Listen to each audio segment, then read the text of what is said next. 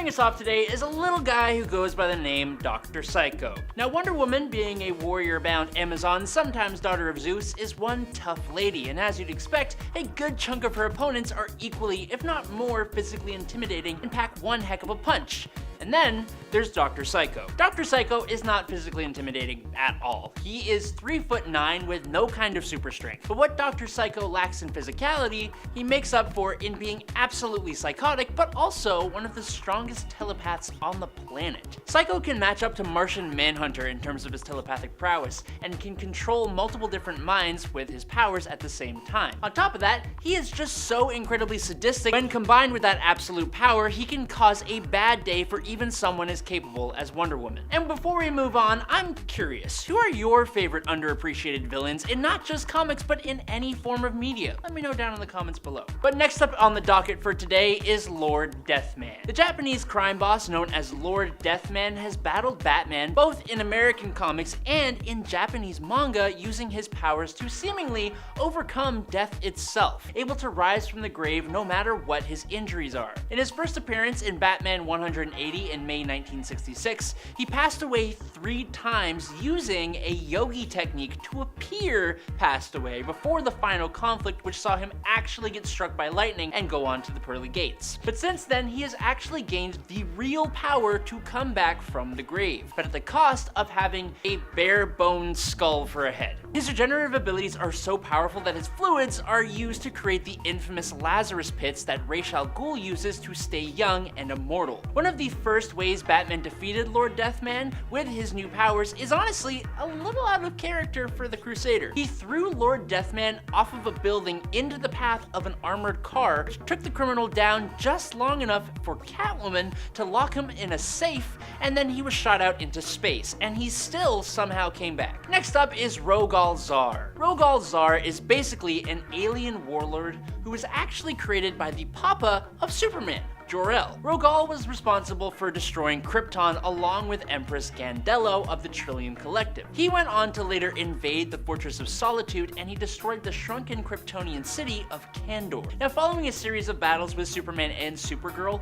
the pair were only able to come out on top when the Girl of Steel used a Phantom Zone projector to send Zar to the Phantom Zone. Now, all of that is pretty impressive, but what really sold a lot of people on his actual raw power was later on, when Rogal escaped from the Phantom Zone, leading an army of criminals, including General Zod, who then turned on him. He did battle with Superman, Supergirl, General Zod, John Kent, and even Crypto the dog, all at the same time, until the Thanagarians showed up and put Zar in permanent stasis. Clifford Smek was a participant in a government experiment which caused him to tap into the quantum field, which allowed him to then manipulate dark matter. Now, we have no idea what that really means because we don't even really know what dark matter is, but in DC Comics, the dark matter in Major Force's body allows him to do incredible things like absorb energy, fly, regenerate, and even create light constructs like a Green Lantern can. Another side effect of all this concentrated energy inside of him means that he will go off like a nuclear boom boom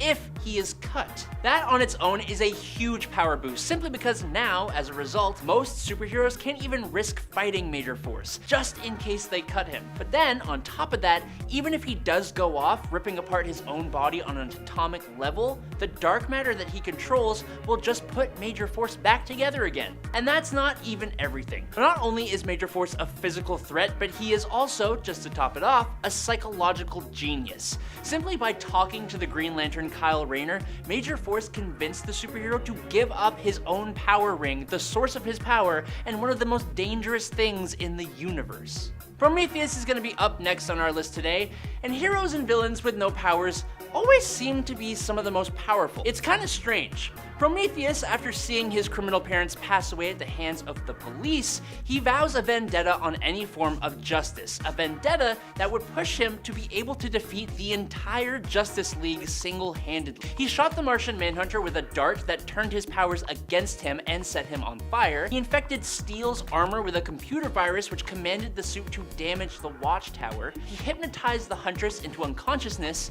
attacked Green Lantern with a neural chaff that rendered his ring useless, ruthless. He trapped the angel Zariel in limbo, tricked the Flash into believing that he had planted motion-sensitive devices that would just go off if the Flash used his powers, and he defeated Batman in hand-to-hand combat, which is nuts. His origin is very similar to Batman's. After his parents were dispatched from the mortal plane, he would travel the globe training and becoming the ultimate combat machine. But he also attended all the top universities, learning as much as he could. He eventually set up a base in the Ghost Zone, and from here he built an armor that could download information on any opponent's fighting style, kind of reminiscent of Taskmaster's ability from Marvel Comics. He is kind of crazy capable, but his vendetta on any kind of justice, plus his Batman likeness, just kind of makes him a little weird to me. Next up, we got Tattooed Man. Abel Tarrant was a sailor who discovered a strange chemical that could bring drawings to life. Now, realizing the potential this chemical had, he inked his entire body with it and became the supervillain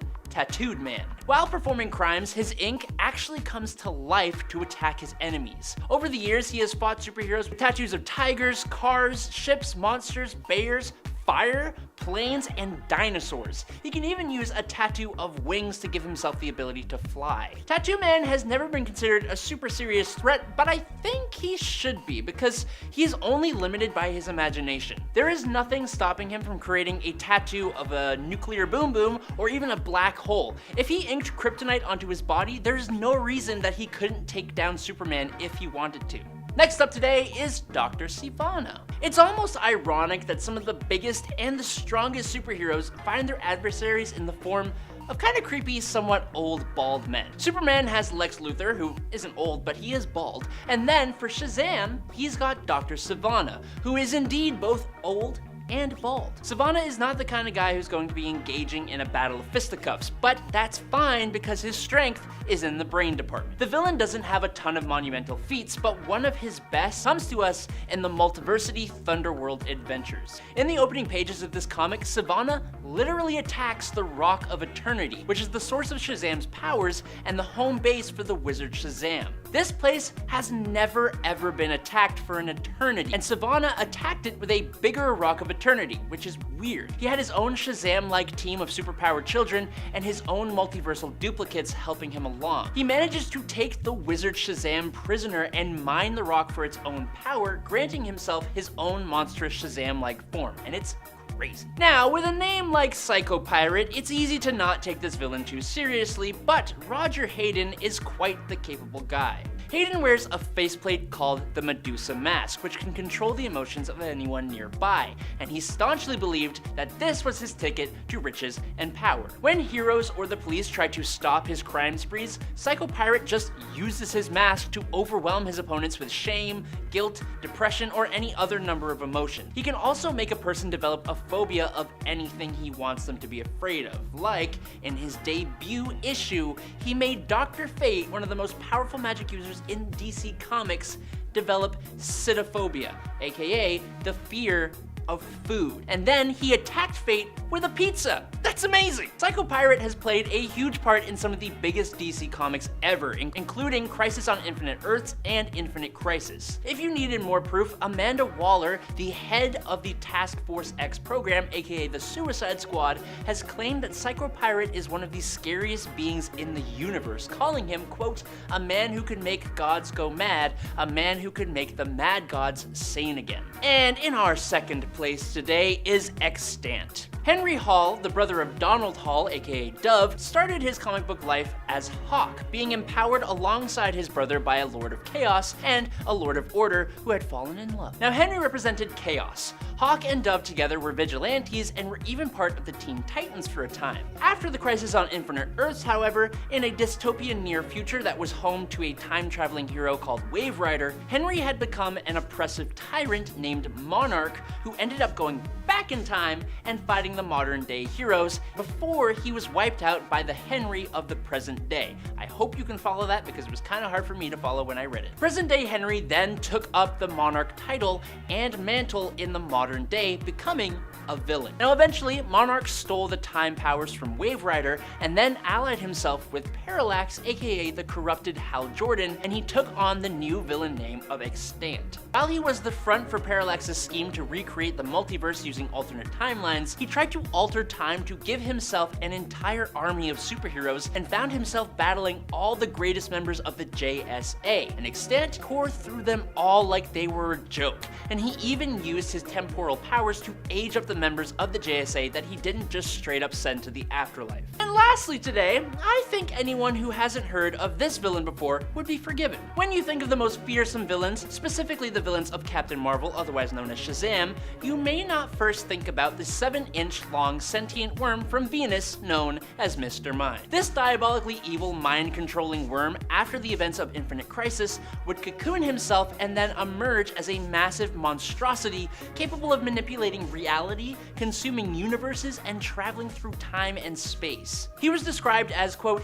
eating years and events from this universe's history, altering the Earth with every flap of his giant wings. It took a combined effort from Booster Gold, Supernova, and Skeets to defeat Mr. Mind by trapping him inside Skeets' shell, which was fortified by the Suspendium. Then, Booster Gold threw Skeets through time with the help of Supernova to the day that he was first discovered on Earth by Dr. Sivana, and then he's trapped in a time loop forever. So they didn't actually end him or defeat him, they just trapped him. This all-powerful, mind-controlling 7-inch long worm. The story of Martin Li, Mr. Negative, is actually quite interesting. The man who would become Mr. Negative was a member of the Snakeheads in China. He smuggled immigrants into the United States as a crew member of the Golden Mountain ship, but when the ship crashed onto the New York City shores, he stole the identity of one of the deceased immigrants named Martin Li, but was unfortunately captured by the Maggia crime family and delivered to the chemist Simon Marshall, who was developing a new synthetic substance called D-Light, and was testing it on runaway teens and illegal immigrants. Thanks to D-Light and his unique biology, Martin Li survived and developed superpowers related to the Dark Force and the Light Force, and he became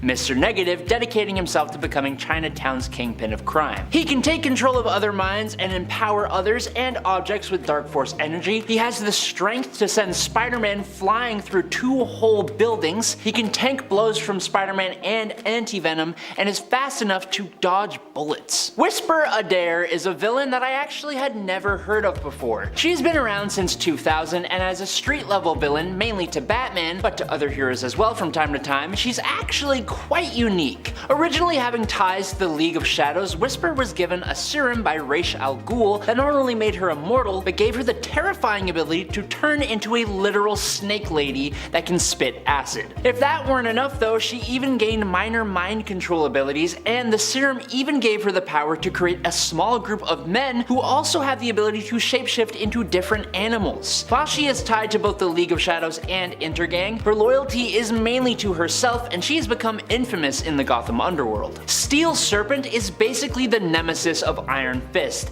and he is quite the capable chappie. Davos is the son of the Thunderer, aka Lai Kung, and growing up, there was a lot of pressure on him to become the next Iron Fist. Davos took his shot at trying to defeat the dragon Shao Lao in order to gain the power of the Iron Fist, but he ultimately lost and was defeated. The fight itself was not sanctioned, and for that, he was banished from Kunlun and swore to wrest the power of the Iron Fist from whoever would succeed in the task. That was Danny Rand. As the Steel Serpent, he actually managed to fulfill that goal when he beat Danny in combat and took the power of the Iron Fist for himself, that is, until his own defeat. Davos's powers were then restored by the Crane Mother in exchange for becoming the champion of the mystical land of Kun-Zi. Every time I have to talk about the Batman villain known as Cornelius Stirk, I get a whole lot of heebie-jeebies. Stirk suffers from delusions which make him believe that he requires the nutrients of a human heart in order to stay alive.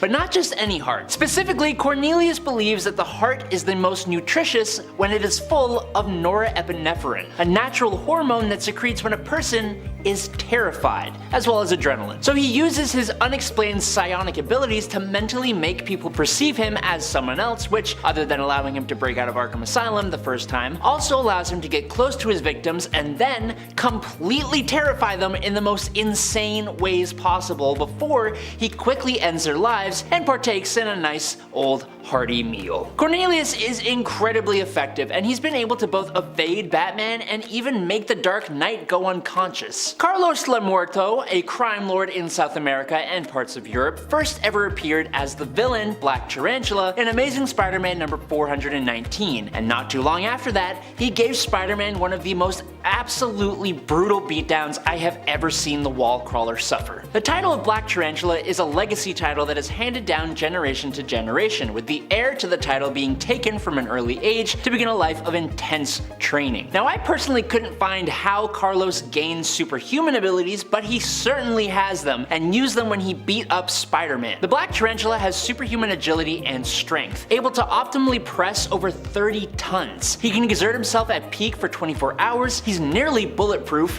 his speed is faster than Spider-Man's, he has absurdly powerful eyesight, he has the ability to heal both himself and others from near fatal injuries, and if that all weren't enough, he even has optic blasts. He has acted in some heroic capacities from time to time, which the heroes need to thank their lucky stars for, because he can steamroll a heck of a lot of people. DC's Deathstroke is one of a few villains on this list that really toes the line of being a mere street level villain. With physical abilities 10 times that of a normal human being, and the ability to use 90% of his brain, Deathstroke is a guy that has proven himself more than enough times. He has fought multiple different members of the Justice League, and even when his natural abilities have not been enough, he has found numerous ways to power himself up enough to get the job done, even being able to fight on par with Superman. He has taken down the Atom, Impulse, Batman, Kid Flash, the Phantom Lady, Uncle Sam, and obviously the Teen Titans. During Identity Crisis, he nearly took down the entire Justice League, taking down each member with methods tailored to each of their strengths and weaknesses before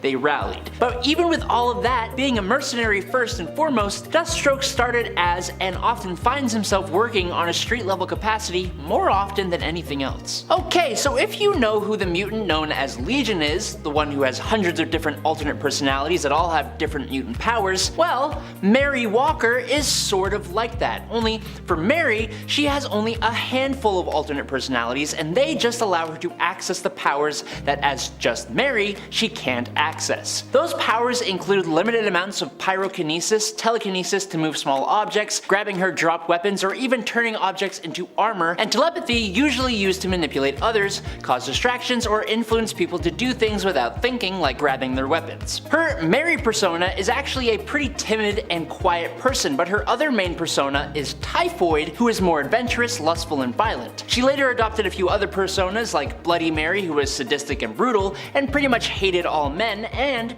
Zero, who was a cold, calculated, and militaristic person. Of all the characters on this list, I think Poison Ivy is by far not only the most powerful, but also the one who has the least amount of business being just a street level villain. Dr. Pamela Isley was a brilliant botanist who knew everything there is to know about plant life. She managed to work her way up to a position researching plants at Wayne Enterprises, but was fired after suggesting using plant-based chemicals to develop brainwashing substances. As she was being escorted out by security, she spilled chemicals all over herself from her newest assignment and gained a connection to the Green, an elemental force that connects all plant life. As a Batman villain, Ivy's goals aren't as simple as robbing banks and running gangs. She fights for the environment, using her connection over all plant life to really cause big problems, as her control over plant life can reach a global scale, and she's even put the Man of Steel under her control using her powerful toxins. Poison Ivy is basically a god in Batman street level villain clothing. Brock Rumlow was a gang member and criminal in New York City from a young age. As an adult, he honed his criminal talents under the tutelage of Taskmaster and became a mercenary and assassin, eventually gaining the attention and approval of the Red Skull. Rumlow's physical abilities have been enhanced to the peak of human ability, rivaling Captain America himself. He is highly skilled in combat, and he at one point also gained the ability to fire energy blasts capable of vaporizing multiple dudes from his head thanks to the Terrigen Mists, but this was only temporary. A lot of his feats have been against Captain America, who he physically matches, but he has physically manhandled quite a lot of people and has taken the lives of many others with his bare hands. He has tanked some incredibly heavy hits and is often underappreciated for just how much damage he can both take out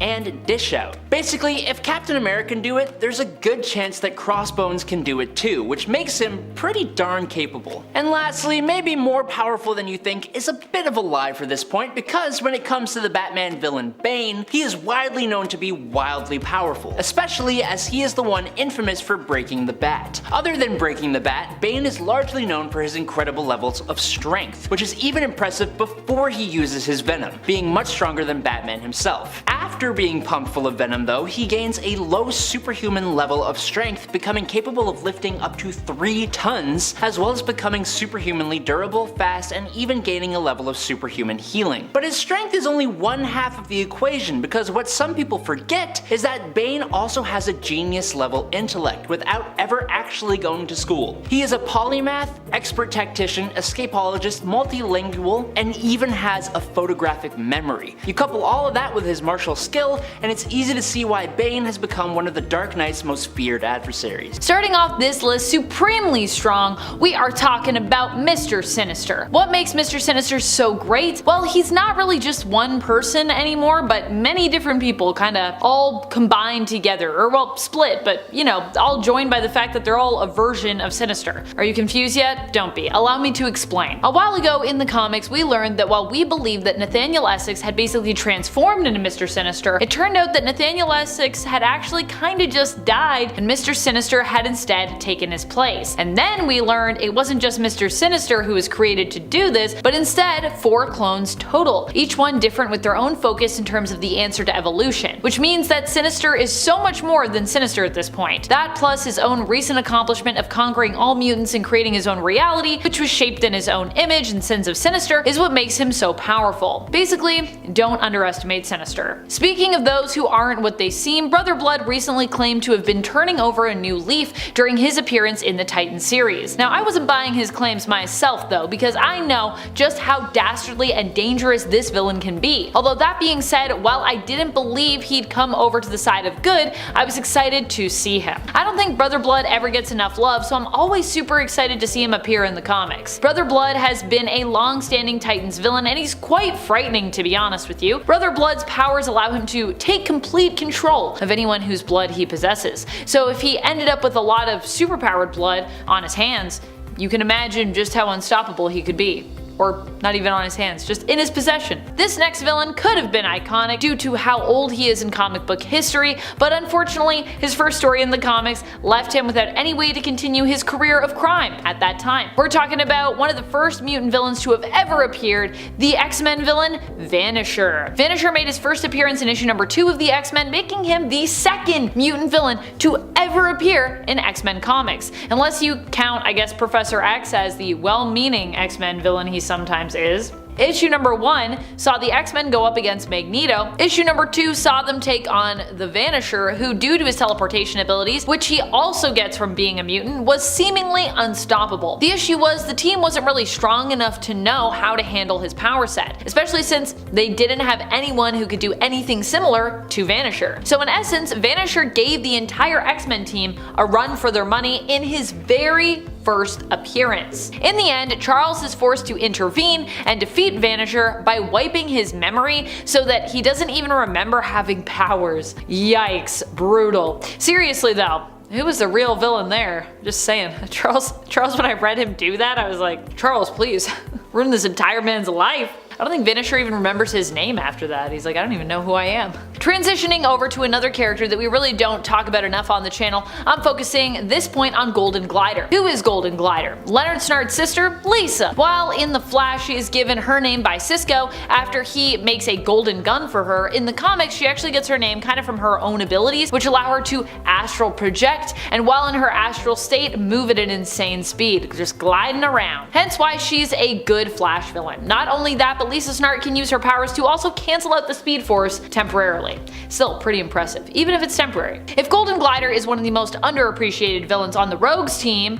or Rogues affiliated anyways, depending on the story and the continuity, Sandman is one of those members of the Sinister Six, who often falls by the wayside as well. However, Sandman is actually insanely powerful and terrifying if you ask me. He can control the sand he's made up of and use it to increase his mass, his size, and strength significantly, making him more dangerous than most other human-sized villains that are out there. He can also easily escape escape, as he can reduce his size and density as well, making it easier for him to get away, shrink up, and just slither off as sand. He can also increase his density, making him extremely durable. He's also virtually immortal now that he's all sand, and he doesn't require food or drink to live, or even, honestly, air to breathe. In a similar vein to Sandman, we have Clayface. Clayface comes to us not from Marvel, but instead from DC, and is primarily known as a Batman villain. He can shapeshift as well, making him a hard character for someone like Batman to deal with. Batman is typically known for his deduction skills, and as a shapeshifter, Clayface is harder therefore for Batman to track down. This is also why Clayface is such a strong ally to Batman as well, during the times when Batman did manage to reform and recruit Basil to the Bat family. While people might consider Clayface as more of a joke villain somewhat, in part thanks to his marvelous appearance in the hilarious Harley Quinn animated series as a member of Harley's crew, the fact remains that his abilities are impressive, including size alteration, density control, shapeshifting, super strength, super durability, and Carlo can even mimic people's powers because he adopts not just their appearance and their likeness and their voice, but also basically is just copying their DNA. So yeah, he can have superpowers too. Clayface and Sandman are definitely both impressive for their power set, but when it comes to fighting prowess, this next villain is honestly pretty hard to beat. Not only that, but he is insanely intelligent, which also helps him to navigate more challenging fights where he might be at a disadvantage going in. We're talking about Tony Master's Taskmaster. While Taskmaster might have a kind of goofy name, his power set is honestly pretty impressive. He has photographic reflexes. What does that mean? It allows him to learn any style of fighting or martial arts simply by watching it. His abilities don't end there either. He can even learn other useful physical skills, such as sleight of hand, just by observing them. If you're wondering how I could put someone like Taskmaster above someone like Clayface, who not only can shapeshift but also can mimic other heroes and villains' powers, it's because while Taskmaster isn't himself as powerful, he has defeated other characters who are much more powerful than he is, or even, I would say, Clayface is. For example, when he used his tactical skills, his smart planning, and sense of prediction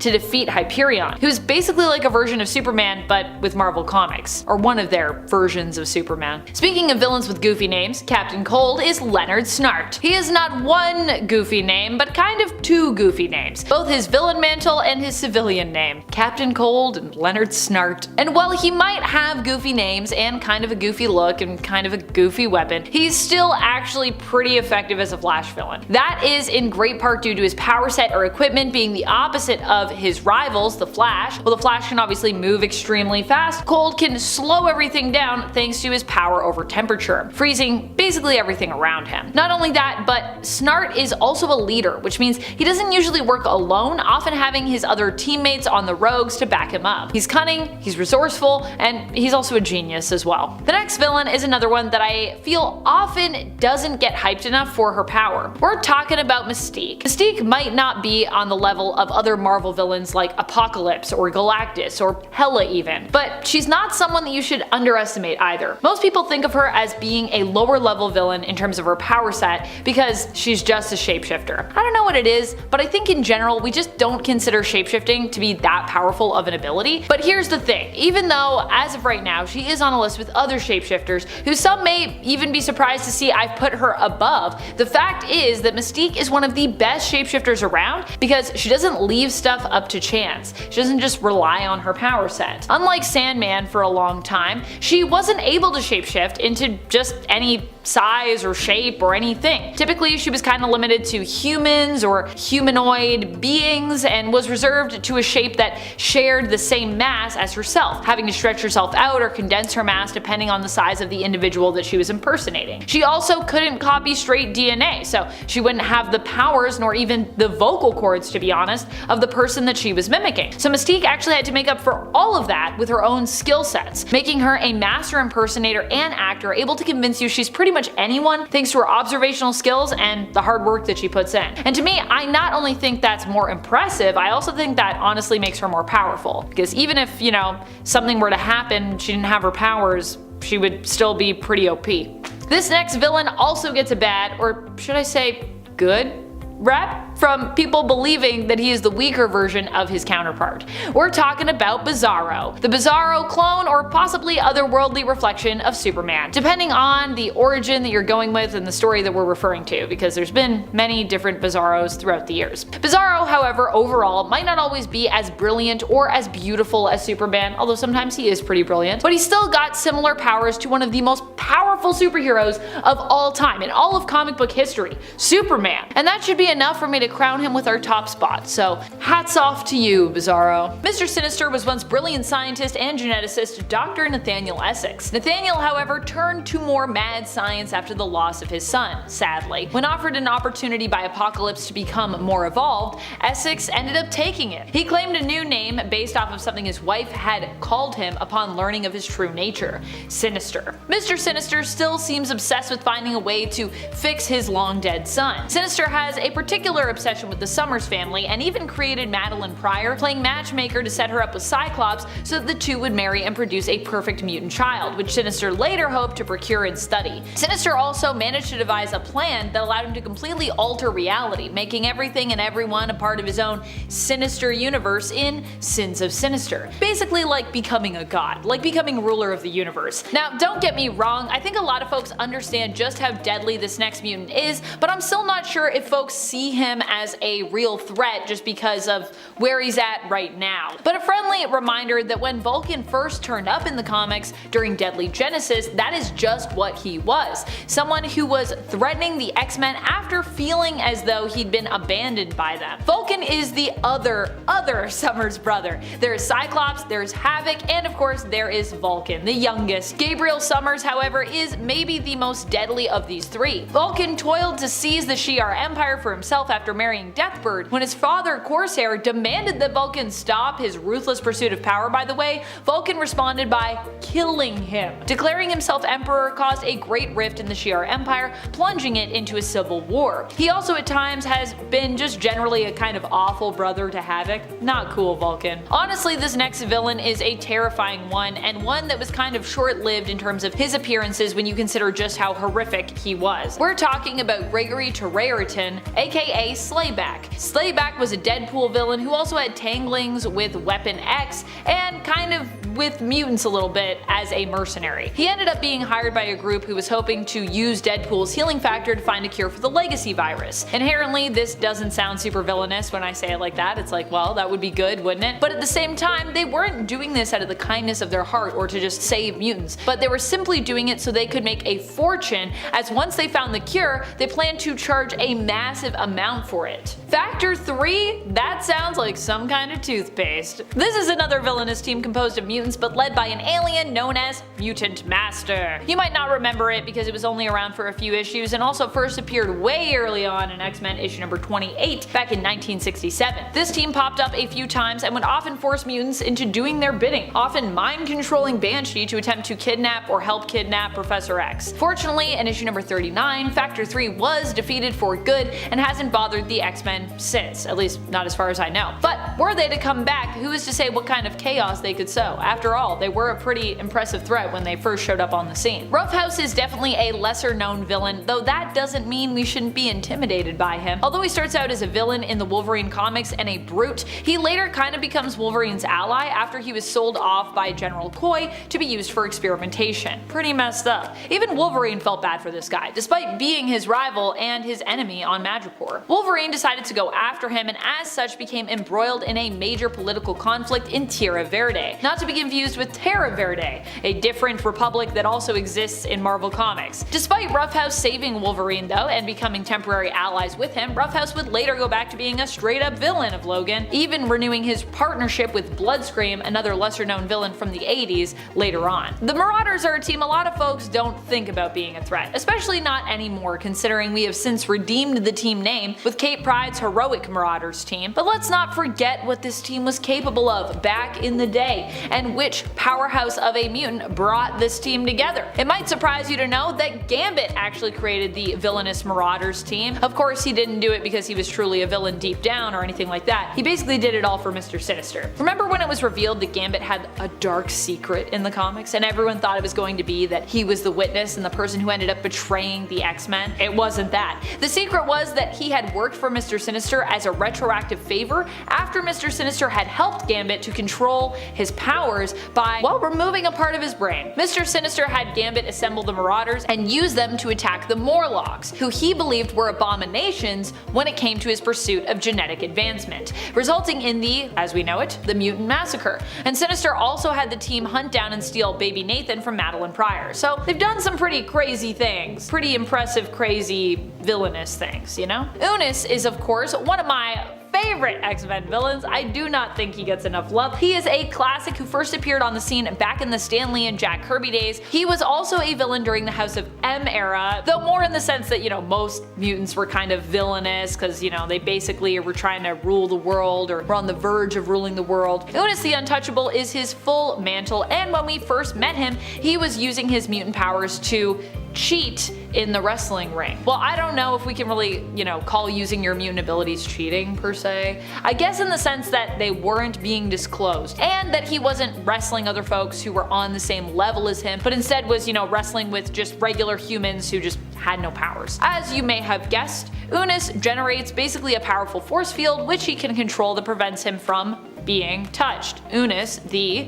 Untouchable. The first time around, he gave the whole X-Men team major trouble, and it was only thanks to Beast's smarts that they were actually able to defeat him. Beast was able to make it so that Unis could no longer control his powers, so that they were on full force all the time, which also prevented Unis from eating or drinking anything. Needless to say, they wore Unis down and he ended up changing his tune and agreed to stop his villainy. The Blob is a classic villain who I just think does not get enough love for how powerful he is. Honestly, back in the early days of the X-Men, after learning he was a mutant, the Blob almost single-handedly took down the entire X-Men team. They at first attempted to recruit him, and that's when he learned he was a mutant, but after learning of that fact and that his abilities were actually mutant powers, the Blob decided that he didn't actually need the X-Men and that he was actually more powerful than all of them combined and cooler than them. And when they refused to let him leave, since they had revealed their secret identities to him, this was back when the X-Men had secret identities, by the way, and attempted to keep him captive in the X-Mansion,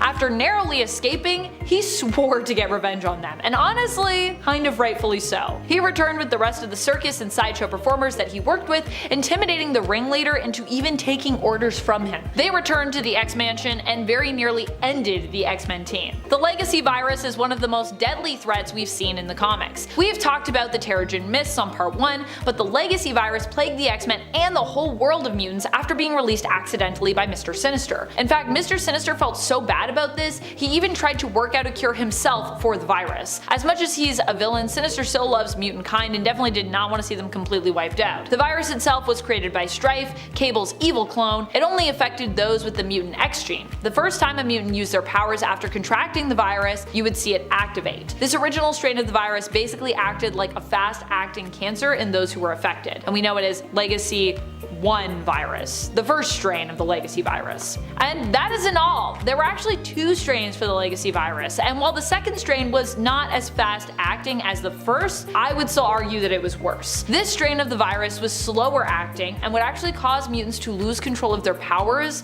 before they died, basically becoming a ticking, superpowered, uncontrollable time bomb. But before this happened, symptoms of those suffering from it would include skin lesions, cough, fever, and autoimmune deficiency, lowering their immune system and making them more vulnerable to other illnesses. So yeah, basically this version of the virus was like the mutant version of our world's AIDS. Pretty terrible. Number 10. Namor. Well, many folks think of Namor as being an anti-hero, and honestly, he most definitely is. In the Marvel Cinematic Universe, he's only really been presented to us as like a straight up villain. Albeit a straight up villain with a pretty powerful and universally relatable motive, I would say. He does what he does in an effort to protect his people and to defend the oceans from those who would pollute and destroy them. AKA, that's us. I think we can all get behind that message. I know I can, as someone that, you know, doesn't want our oceans to bubble and boil and just just be filled with garbage. However, Namor's methods honestly could use some work from a heroic standpoint. Namor is presented as being both brutal and cruel when it comes to his actions, which makes him a villain in the MCU. While he is around 100 years old in the comics at this point, his live-action adaptation was made considerably older and is estimated based on his origin to actually be around 500 years old. Woo! Number 9. Black Adam. Another anti-hero? I promise this won't be a common occurrence. There are two main different origin stories for Black Adam. In the pre-New 52 era of DC, circa 1200 BC, the wizard Shazam became a high priest to the pharaoh Ramses II of Egypt. This is where he met the young prince Teth Adam of Kahndaq. Ramses' son. There we go. Teth Adam impressed the wizard with his fairness and decency, and boom, he was granted the power. But in the more recent continuity, Teth Adam was born in Egypt in the 26th century BCE along the banks of the Nile as part of the Kahndaqi tribe, and it did not take long for him to be forced into a life of unwilling servitude. Very different. His entire family lost their lives except for his nephew Aman. Aman would save Teth Adam's life, which got him the recognition of the wizard Shazam, who turned Aman into his champion. Aman then shared this power with his uncle Teth Adam, but not seeing eye to eye on how to use the power, Black Adam took his own nephew off of the board and stole the power for himself. This was before he was either banished, stuck in a scarab, or locked away in a tomb, depending on which era you want to talk about. But no matter when we are talking about, Black Adam has been a threat to everyone, and he took on almost the entire world when his family was taken from him back in DC's World War III. Number 8. Rotath of Lemuria. Rotath of Lemuria is a common example of how magic was presented, often in stories that take place in the Hyborian Age, especially in regards to Conan's story there. He made his first appearance in issue number 37 of Conan the Barbarian from the 1970s, when almost everyone who read comics or otherwise was into the sword and sorcery genre. In this same issue, Rotath was killed by Kull after he was hired by the king of Lemuria, who was frightened of Rotath's power. As he died, Rotath cursed both the king and Kull, casting a spell so that he might return, and so he did. This time in a golden body, but still he ended up being defeated here. This time not by Kull directly, but instead by, well, a giant slug after fighting against Conan and Juma. This is a true story, by the way. Man, I hate when I get defeated by giant slugs. Ah, slugs, man, they get you. It's funny because all you need is like a little bit of table salt. Yes. Take that sucker off the board. Alright, number 7, Yuga Khan.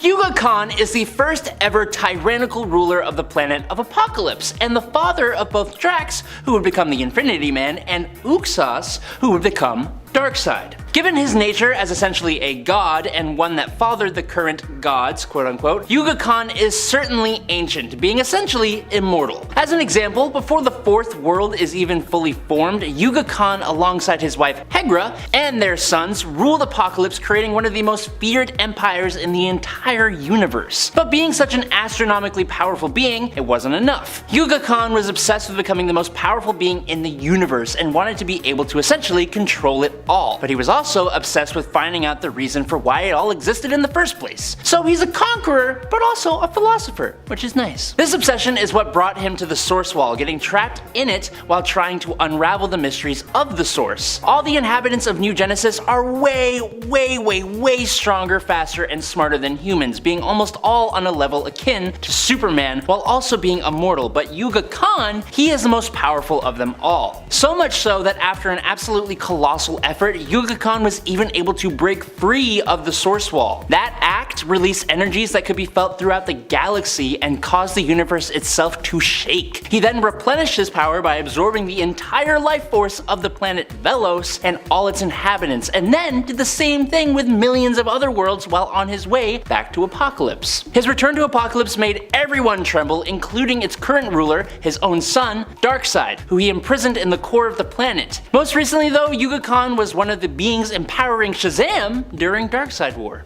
Mine are so Conan. I went really Conan with this list. I respect that though. I mean, there's lots of old guys, cause Mine are all like spacey. Yeah, it's so true though. Space is old.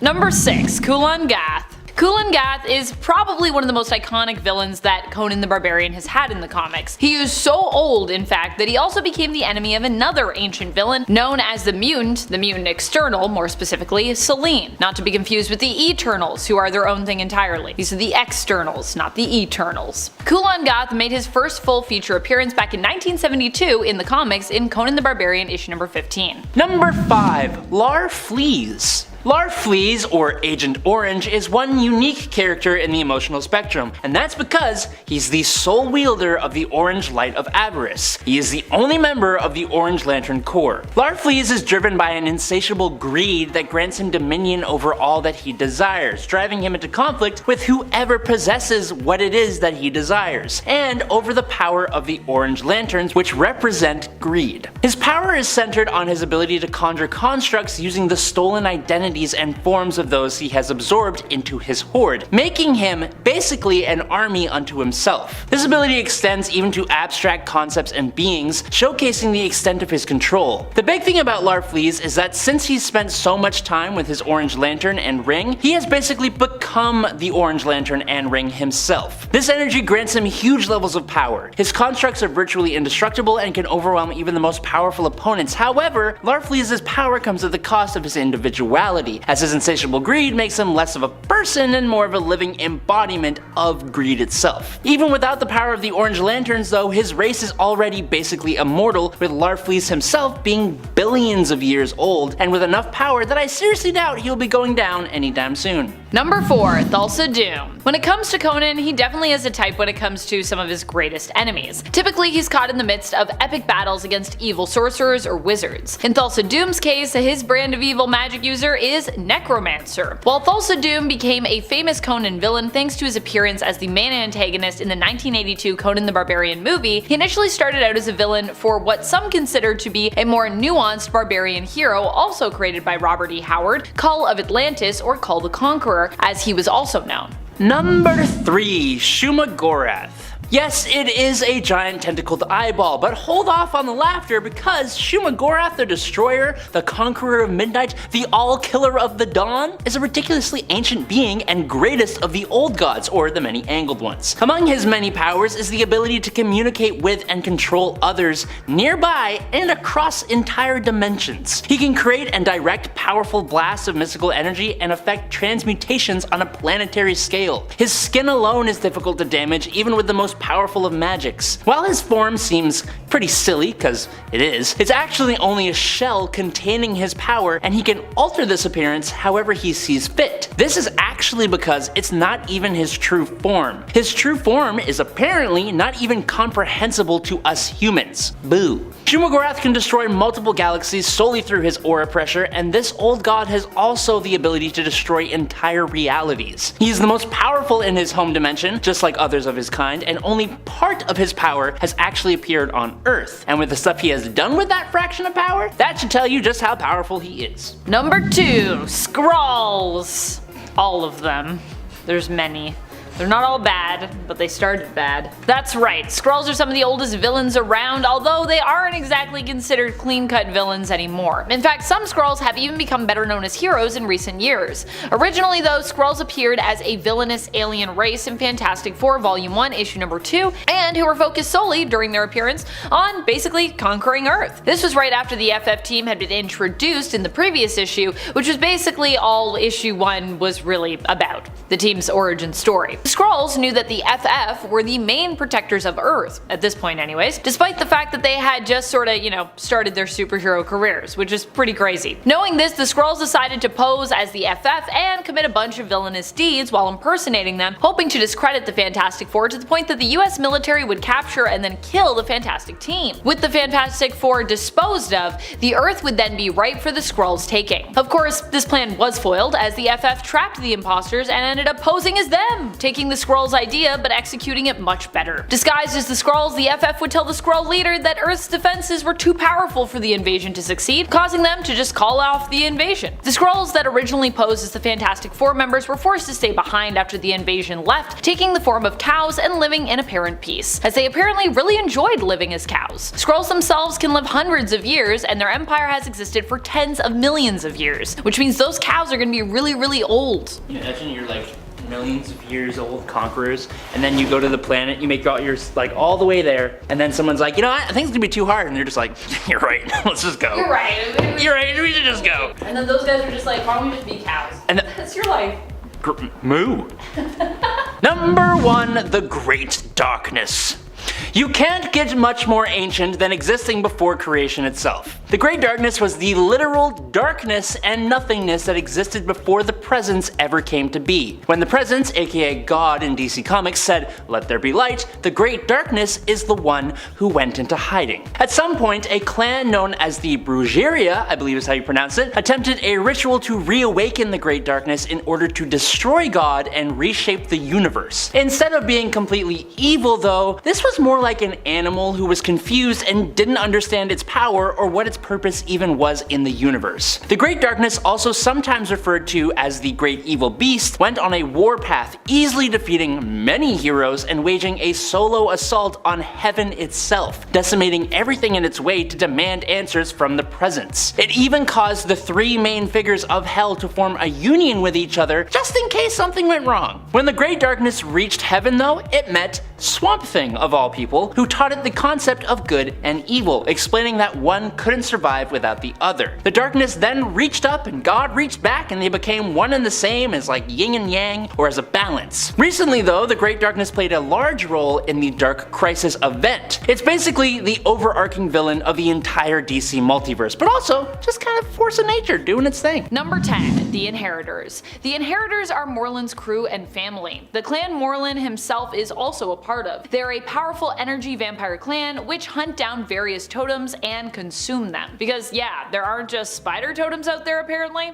I want to know though, are there anteater totems, and can I be one? Please write me into a comic as an anteater totem, someone, please. Spider totems, for those who don't know, are spider folks from across the multiverse who are basically destined to end up being connected to the spirit of the spider, either possessing powers related to the spider or some other important connection which generally gives them purpose. The Inheritors ended up getting control over the Master Weaver and used their knowledge and power to traverse the multiverse and hunt down spider totems within it. The Inheritors are generally led by Solus or Morland, and the clan has included Verna, Genix, Karn, Bora, Brix, Dara, Deimos, Malos, Mortia, Namura, and Thanos. And friends, before we move on to our next spot on this list, if you love what we do here at Top 10 Nerd, why not show us you love us by clicking that like button? Seriously, it feeds the algorithm and it feeds my soul. Number 9, Miriam Drew, or rather, a bunch of Miriam's Drews.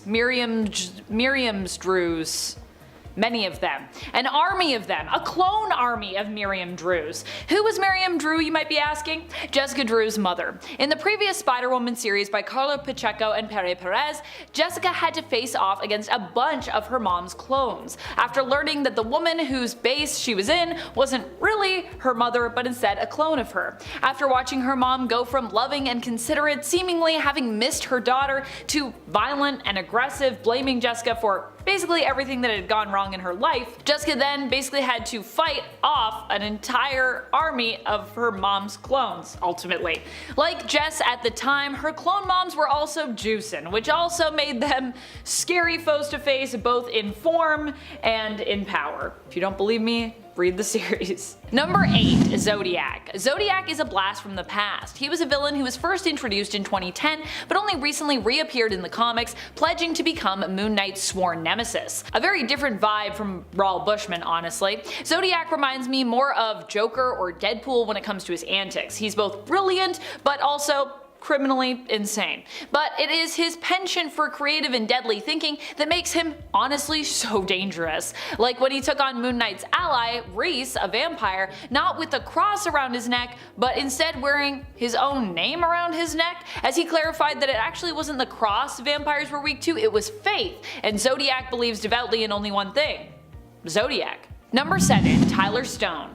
Alchemax is a future villainous corporation from the 2099 Marvel Universe of Earth 928, but of course a corporation is only ever as evil as the people behind it. One of which is, of course, Tyler Stone, the Vice President of Alchemax's R&D department. Tyler Stone is not only VP of Research and Development at Alchemax, but he is also secretly Miguel O'Hara's, aka Spider-Man 2099's, biological father. Miguel doesn't learn until later on that he is Stone's son, and ends up working for Alchemax as a brilliant geneticist. When he tries to leave, however, it is Stone who slips him the highly addictive and expensive substance Rapture, made exclusively by Alchemax, to prevent him from leaving. Fortunately, Miguel manages to free himself by becoming his own experimental test subject, accidentally becoming the spider-like hero, Spider-Man 2099. Number 6. Zombie Ant-Man. In the Marvel Zombies world, Black Panther was one of the sole survivors when the zombies first attacked, and turned most of his friends into zombified versions of themselves. One such former friend, Hank Pym, actually just managed to trick T'Challa into coming with him. Or well, he almost did. Either way, Hank managed to trick T'Challa enough to get him to a place where he could basically incapacitate him and then hide him away. Having already begun to change himself, Hank basically planned to use Black Panther, his friend, as a food source. Because Hank is a genius, which means when he's a zombie, he's a really dangerous genius. Hank kept him locked away and alive while slowly savoring and devouring his friend. Fortunately, Black Panther would escape and even become the leader of a land of survivors, although he would eventually turn into a zombie himself, much later on. But lesson learned, watch out for zombie Hank Pym if there's a zombie apocalypse. Number 5. Taskmaster. In the comics, Tony Masters is Taskmaster, and he is well known as an Avengers villain. And it is through his clashes with that team that Taskmaster also became a recurring villain of Hawkeye as well. Now, you might not know it to just look at Taskmaster, but the two have had some pretty epic fights over the years, with Masters himself also possessing marksmanship skills to rival that of, get this, Hawkeye himself, and also being known as a villain who is proficient with the use of a bow and trick arrows. In the comics, Taskmaster has an eidetic memory, or a photographic memory, that also extends to him being able to replicate pretty much any abilities or skill sets that he sees. So while he can also mimic Hawkeye's skills and abilities, he can also match the fighting style of pretty much anyone he watches, as well as learn their specific skill set too, just from watching it, as long as it isn't a superpower specific skill like, you know, flying. Taskmaster is also known for being a brilliant tactician as a mercenary, and often uses strategic thinking to take down opponents who are more powerful than him, which is why he's one you honestly need to watch out for. Number 4. Xemnu. Xemnu is also known as the Living Hulk, and is a being that uses hypnosis powers to take control of others' minds. On more than one occasion, he has attempted to use these powers to try and conquer Earth and bend the minds of its entire populace to his will. In fact, while he's also attempted this feat in the pages of Immortal Hulk, this was also something he tried in his very first appearance. Back then, he was trying to mind control the human race in order to get them to build a ship to basically return him home. Doesn't sound like such an evil plan until you realize the force that the ship would have to create would basically rip the Earth asunder once that ship took off, due to the great force that it would need for that launch. So, pretty evil. Number 3. High Evolutionary. As we saw in Guardians of the Galaxy Volume 3, the High Evolutionary is truly a villain to be feared. And honestly, when I found out that the High Evolutionary was going to be in the MCU, I was like, man, that's gonna be lame, because on paper, he's another kind of silly character, especially when you consider that he's often used as a scapegoat for retcons, bizarre origins, and honestly pretty weird plot points. The fact remains though, the High Evolutionary, as the film proves, is truly the be-all and end-all of Marvel's mad science department, and the god complex he has in the MCU basically sums up so beautifully what is so frightening about him when you really think about it. He thinks he's perfecting life, when really he's basically warping and polluting it. Number 2. Thane. Thane is Thanos' son, and while he might not look that intimidating, he's definitely proven himself to be deadly in the past. Initially, Thanos was hunting down Thane because he feared Thane's potential power surmounting his own. He's basically afraid that Thane will rise up and overtake him, but in the end this wasn't something that Thanos really had to be particularly afraid of, it turned out. Even after he became empowered with the Phoenix Force, Thanos still managed to somehow defeat Thane, and this was also at a point when Thanos seemed himself to kind of be dying. Thane ended up being stripped of the Phoenix Force and ended up sentenced to suffering a hell-like existence in the God Quarry for the rest of his life. Or at least until some writer remembers he's still down there and decides to pull him back up again. Thane was also an Inhuman, and his powers are actually perfect for someone who is known to be Thanos' son, and are also pretty OP, I gotta say. He had a death touch ability that, while untamed, basically killed anyone within a certain radius, and he could also trap people in a state of living death through encasing them in amber, which honestly sounds awful. Honestly, while he's in prison for now, I'd watch out whenever he gets out of that god quarry and is free again. Number 1, Monarch. I feel like we're always sleeping somewhat on Jamie Braddock here, and we honestly don't talk about him enough, so I'm gonna bump him up to the top spot this time around. Monarch to you. Monarch is known for his reality warping powers, and while not always a villain, most of the time in the comics he has basically been a villain. What makes him different from other reality warping characters, and namely mutants out there? Monarch's powers work on a quantum level, and although there are people who can influence Monarch's powers by manipulating his mind, he also is pretty powerful as someone who can basically just make things happen by thinking them into existence. Yeah. He is the elder brother of twins Brian and Elizabeth Braddock, but despite being related to heroes, he seldom is one himself. At number 10 is Brainiac 13. Brainiac 13 is a rendition of the original Brainiac that catapulted the character's might to unprecedented heights. Armed with advanced tech, Brainiac 13 orchestrated a jaw-dropping transformation of Metropolis, catapulting it eons ahead to the 64th century standard. But that was merely the prelude to his audacious exploits. Amidst the cataclysmic Imperex War, Brainiac 13 embarked on a daring gambit, pitting himself against the cosmic might of Imperex, a confrontation that saw him ascend to newfound power. The consequences were dire as his actions teetered on the brink of disseminating Earth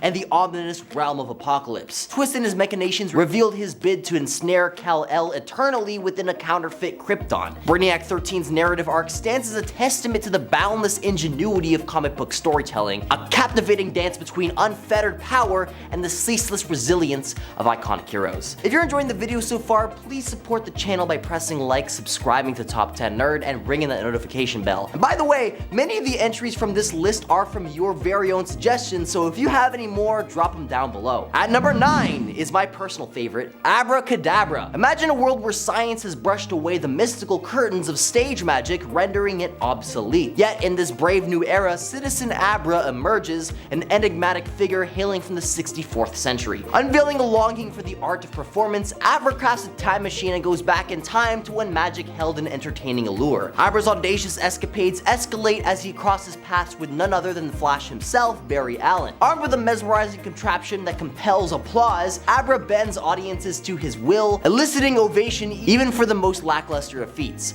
Unfazed by the audience's indifference, he embarks on a new venture, entangling himself in pivotal historical junctures. At number 8 is Professor Zoom. Meet Eobard Thawne, the temporal troublemaker known as Professor Zoom from the world of the Flash. This sinister speedster, hailing from the 25th century, isn't your typical roadrunner. Thawne is powered by the enigmatic negative speed force, granting him a whole arsenal of abilities. He's not just about dashing through time and dimensions, because his super speed isn't just a speed thing, because it's also a strength thing. Imagine facing a foe who combines the velocity of a bullet train with the brawn of a freight locomotive. That's basically Professor Zoom for you. But his powers go beyond the Fast and Furious. He's a molecular magician, letting him weave through solid objects like a ghostly apparition. And villain though he may be, in one universe iteration, he became the universe's last hope by manipulating matter itself. So while Professor Zoom might be a bane to the Flash, he's a prime example of how a speedster's potential can go far beyond the finish line. At number 7 is Fitzroy, with one of the most OP superpowers a mutant could have. Born in the same dystopian future as Bishop, Fitzroy's lineage is intertwined with the elite Hellfire Club. His mutant abilities are nothing short of intriguing. With crystalline hands, he can siphon the life force from any living being, converting their life energy for his own use. This lethal power disintegrates his victims, leaving a haunting mark. But that's not all, as Fitzroy's powers extend into the very fabric of time. By channeling the energy he absorbed from his enemies, he can forge temporal wormholes, essentially bridges across time and space. Yet, as I mentioned, these portals come at a cost. He must drain life force, with one's life traded for a passage through time. This is actually how Bishop himself was initially sent back in time to the modern era. Fitzroy's role as Bishop's main adversary adds to the riveting layer to the chronicles of the mutant world. At number 6 is Nimrod. Now what might sound like a whimsical monitor carries a weighty resonance among X-Men enthusiasts. Despite its North American connotation of incompetence, Nimrod packs a literary punch, symbolizing a deft hunter. And let me tell you, that's precisely the association Nimrod has conjured. Enter the Nimrod of Days of Future Past, rooted in Earth 811, an incarnation of the Sentinel program. This mechanical marvel journeyed back in temporal torrents, fixated on obliterating our beloved mutants. But hold on to your cerebro, folks, because in the entangled narratives of Powers of X, a glimmer of a revelation emerges. Nimrod, our nimble hunter, holds the dystopian potential to thread the fabric of humanity and mutant kind's fate, where humans unwittingly serve as instruments in a symphony of mutant destruction, in a future where mutants teeter on the precipice of oblivion. At number 5 is Tommy Tracer. This is a lesser known villain existing in the modern era who you would have only met if you read the super weird Spider-Man The Other series. This guy, if you can call him a guy because he's eventually revealed to be a robot,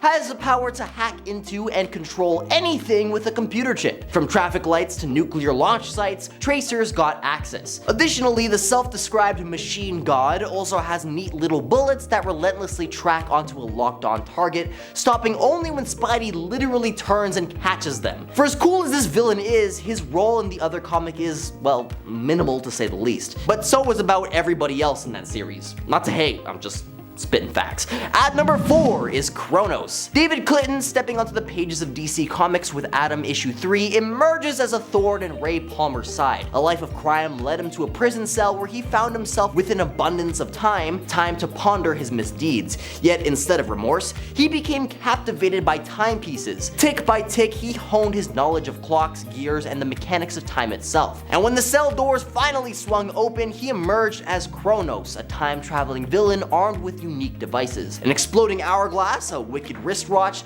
and even a contraption that could slow down time itself, all at his fingertips. His criminal exploits span the DC animated universe as he plundered history's treasures. Yet when our heroes intervened, he sought to escape through temporal vortexes, trailed by the likes of Green Lantern, Batman, and Wonder Woman. Kronos is a figure who once reflected on time, ultimately became its master, weaving a narrative where past and present collided in a whirlwind of intrigue and theft. At number 3 is Nathaniel Richards. What if the smartest man alive was evil? Now, don't get too worried. While Reed Richards of the Fantastic Four may not be evil, his half-brother's future descendant definitely is. Also known as Iron Lad, Immortus, Scarlet Centurion, Rama-Tut, Mr. Griffin, Dr. Doom, Kid Immortus, Saint Nathaniel, He Who Remains, and finally Kang the Conqueror, he's a descendant in the Richard Reed's family tree. He's one of the most convoluted characters in comic book history due to his numerous alternate timeline versions. And he's also possibly the greatest threat to the Marvel multiverse,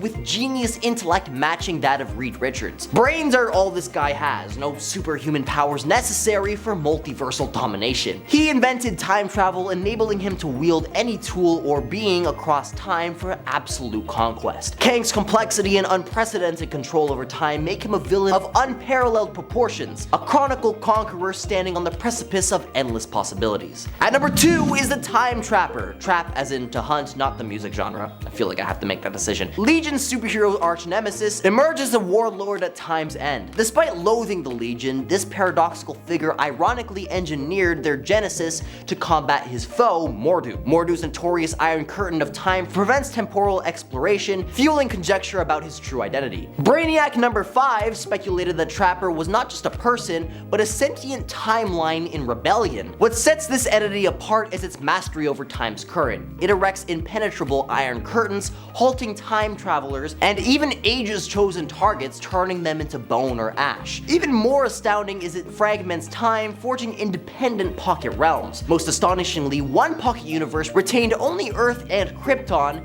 expunging forces like the New Gods and the Guardians of the Universe. The Time Trapper manipulates time's tapestry with chilling finesse, weaving a web of chronal power that captivates the minds of Legion and theorists alike. At number 1 is Superior Iron Man, who is in fact a villain in this alternate timeline. A version of Tony Stark that's like the mirror universe reflection of our beloved genius inventor. This intriguing alter ego emerged after the Axis event, a storyline that flipped the moral compasses of heroes and villains. Tony, usually a poster child for heroism, found himself on the other side of the spectrum. And what a ride it was. And he didn't completely revert to his old self after the event, cleverly maintaining his wicked alignment in secret. Imagine this, Tony the charismatic villain pushing his tech agenda by releasing a subscription service app tied to the new extremist virus, allowing people to change their appearance at will, for a price of course. But fear him not, cosmic enthusiasts, because Superior Iron Man was a limited phase. The hero within couldn't stay suppressed, and after a tumultuous Secret Wars event in 2015, Tony Stark was back to his virtuous self. Number 10. Scarlet. When Jason Todd's Red Hood first returned from the dead, he was much more villainous than he has since become. Yes, he was a vigilante, but in the context of the stories he was appearing in, he was a Batman villain. In Battle for the Cowl, he even tried to murder both Tim Drake and Dick Grayson. After Dick Grayson became the new Batman while Bruce Wayne was dead, Jason created a more flamboyant Red Hood costume and even took on a sidekick to help him in his insane and murderous war on crime. Sasha, otherwise known as Scarlet. Sasha was the daughter of one of Professor Pig's henchmen, who tried to leave Gotham when things were getting too intense. Pig found out about this and decided to capture the man and his daughter and turn them into members of his Dollatron minions. This process involved disfiguring surgeries and brainwashing. Her father was converted, but Pig was stopped before the process could be completed on her. She smothered her father in prison and was rescued by Jason, who took her on as his murderous sidekick. This career was short-lived, and she is not as effective as other sidekicks. However,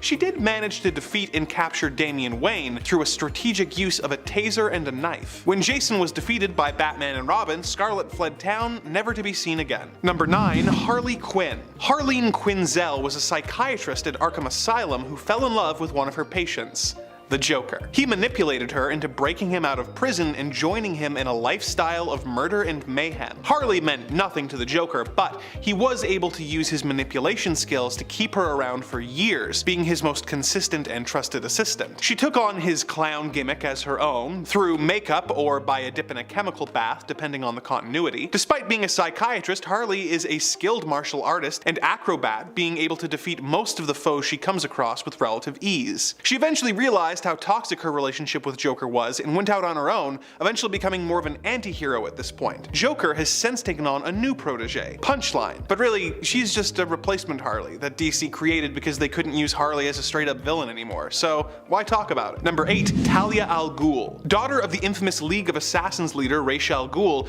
Talia witnessed the death of her mother and was put in the care of her father. Together, they traveled the world, and Talia was trained by her father to emulate his skills and intellect. She eventually fell in love with Batman, and Ra's orchestrated a false abduction of her and Robin in order to test Batman's skills and see if he would be a suitable heir. Batman, of course, refused to join forces with Ra's despite his feelings for Talia. Talia eventually became the heir and would go on to become the leader of the League of Assassins whenever Ra's is dead. Her and her father have a tense relationship due to her conflicting allegiances and his willingness to sacrifice her for the greater good if needed. She is the mother of Damian Wayne, Batman's biological son and the current Robin. Speaking of which, number 7. Injustice Nightwing. In the Injustice universe, Superman snaps and becomes a real dick.